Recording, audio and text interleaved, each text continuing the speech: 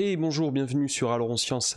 Alors dans la continuité de ma dernière vidéo sur la quantité de matière et la mole, je te propose cette vidéo pour bien distinguer la notion de concentration massique et de concentration molaire. Alors en maths comme en physique et comme en chimie, ce qui est très important c'est que tu prêtes beaucoup d'attention au vocabulaire. Plus tu vas connaître ton vocabulaire, plus tu vas pouvoir travailler facilement quand tu seras seul et en autonomie.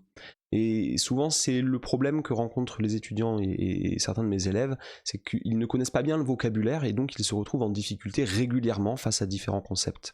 C'est un peu comme aller en Angleterre sans parler anglais. C'est pas facile parce que tu comprends pas ce que disent les autres et au bout d'un moment, ça te tape sur les nerfs. Donc ici, il y a un concept qui s'appelle la concentration massique et la définition, elle commence comme ça. C'est la masse de soluté dissoute dans un volume donné de solution. Bon, si déjà le concept de soluté, tu ne vois pas ce que c'est, tu galères. Ce qu'on appelle un soluté, c'est justement ce qu'on va mettre dans un solvant. Par exemple, si je mets du sel dans de l'eau, eh bien le sel c'est le soluté et l'eau c'est le solvant. Donc toi, ce qui t'intéresse, si par exemple on te donne un exercice où on te dit je place une masse petit m égale 10 grammes de sel. Donc 10 grammes de sel, donc le sel c'est le sel de table, celui que tu manges tous les jours, c'est-à-dire ce qu'on appelle le NaCl. On dit aussi que c'est un solide ionique, parce que si tu regardes de près des cristaux de sel, tu verras que les liaisons sont complètement ioniques, on a des ions Na+, qui sont en interaction avec des ions Cl-. Quand tu mets du sel dans l'eau, il y a une dissolution, c'est-à-dire que les molécules d'eau, elles viennent entourer les ions Na+, et Cl- pour les séparer, ils sont même plus en train de faire des liaisons ioniques, et tu obtiens de l'eau salée. Et si on te demande de calculer la concentration massique, qui est notée Cm, mais il y a aussi des livres où elle est notée T, je crois, j'ai vu ça récemment, bon, qu'importe son nom, tant qu'on dit que c'est une concentration massique, et bien pour la calculer, tu vas diviser la masse de sel qui est dissoute par le volume.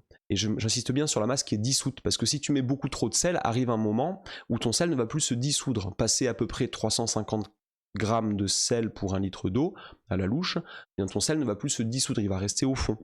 Donc la concentration massique de ta solution, c'est la masse divisée par le volume. Donc toujours pareil, tu donnes tes unités, concentration massique en grammes par litre, la masse en grammes et le volume en litres.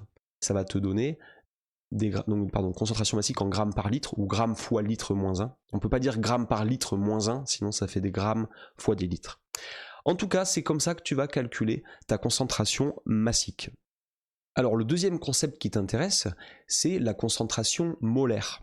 Pour la concentration massique, tu voulais regarder la masse de soluté dissoute. Quelle est la masse de sel que j'ai pu dissoudre dans 1 litre d'eau, par exemple.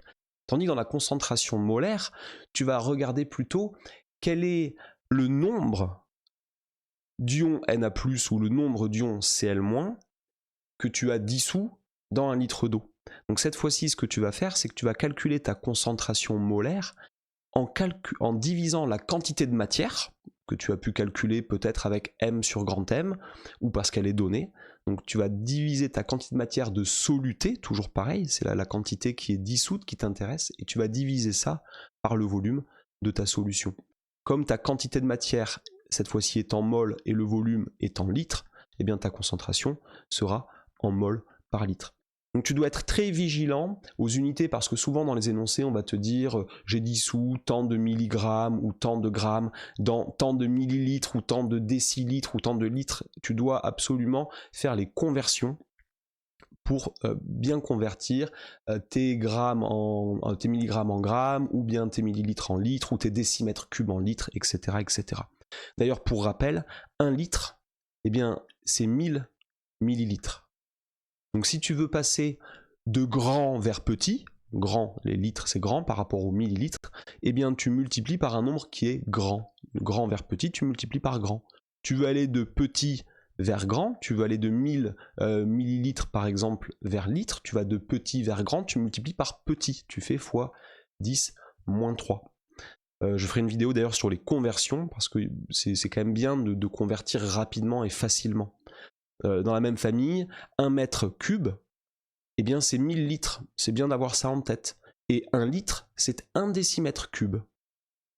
Je pense que tu peux connaître par cœur, voilà, ces petites conversions, déjà, ça peut être utile dans ton travail. Voilà, merci d'avoir regardé. Si cette vidéo t'a aidé, eh bien n'hésite pas à liker, à partager, à diffuser et à laisser un commentaire pour me donner un conseil ou quoi que ce soit si tu as des remarques à faire sur cette vidéo. Je te remercie et à très bientôt sur Alors en Science.